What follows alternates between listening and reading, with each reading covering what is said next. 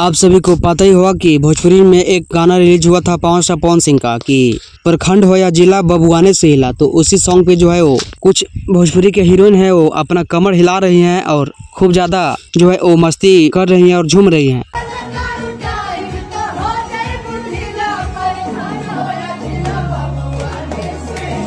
तो आइए इसी सब के बारे में जानते हैं, बात करते हैं। तो बने रहे वीडियो के अंत तक, और जो लोग भी मेरे चैनल पे नए हो चैनल को सब्सक्राइब कर सकते हैं।